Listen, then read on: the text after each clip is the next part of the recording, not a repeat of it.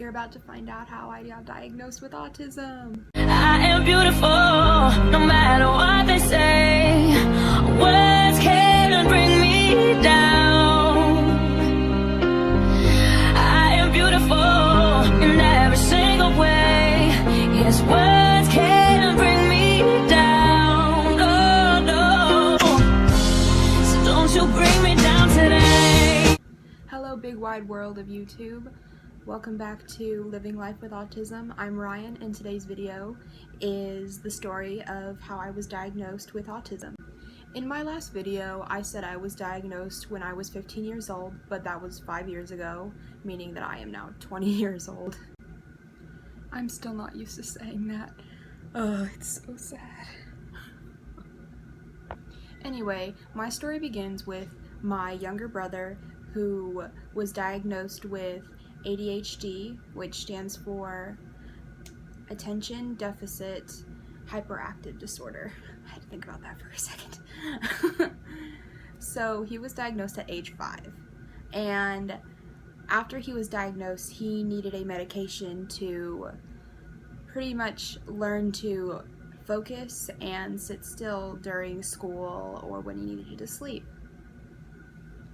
But 8 years later, his psychologist diagnosed him with autism, and the psychologist was rather upset that she didn't catch it sooner because it is hard to diagnose in many cases. But after my brother had received the diagnosis, my mother had told my sister and I that autism in my brother meant that he wasn't maturing as fast as a normal person who is not on the spectrum. A few years later, I started reaching the end of my 8th grade year, and I was about to head to the newest high school. And during this year was when I suspected my autistic traits, I guess I would say, because I started realizing that the people of my class were maturing faster than me. They started talking about all these new things, and it started to terrify me. I felt like I couldn't speak because I felt like I was going to be humiliated if I said anything, and I just feel like I didn't fit in very well. So then my mother's voice came into my head, remembering her telling my sister and I about my brother's autism, and I started to feel scared and insecure and all these other negative emotions. So I just decided to sit down with my mom and have a mother-daughter serious conversation. Was like one of my first ones with her. Once me and my mom had this conversation, I remember I was very upset with telling her how I felt, because I felt like she was gonna look at it as if I was craving her attention, so I was going to pretend I had something wrong with me, and that definitely was not the case. But once I sat down with her and talked about how I felt and how I might be like my brother, then she obviously was comforting me and making sure that I was okay, because that's what a good mother does, and that's what she is. So after our conversation had concluded, she did call my brother's psychologist and book me an appointment, but she couldn't get me until the few weeks before high school started. But obviously we took the chance to see if I was on the spectrum like my brother. A few months passed by and my appointment finally came. I was feeling very nervous and just conflicted because I didn't know what to expect. I didn't know if she was going to talk to me. I don't know if she was going to talk to my mom. But I remember it being a very positive experience.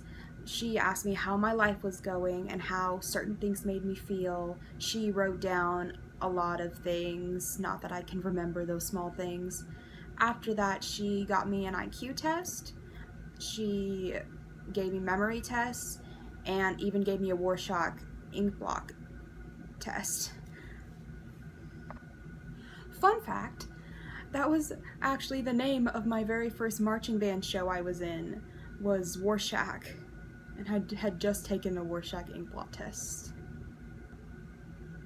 So after about 2 hours of testing and getting her results and looking over all of the information that she had written down, she had come up with what a diagnosis was for me, and it was a lot to take in.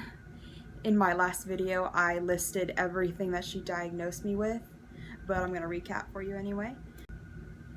She first told me that I did have what she calls high functioning autism, and then she said I definitely, just from hearing my stories that I told her throughout my childhood and throughout my preteen years, that I had post-traumatic stress disorder, OCD, depression, horrible anxiety, but the real part of finding out was the autism part of it, because I was like my brother, and that did scare me because in ways I thought we were really different, but in ways we are the same. In my last video, I did explain when I got my diagnosis, I didn't exactly know how it affected me as a person fully, because there are more traits and symptoms that I did not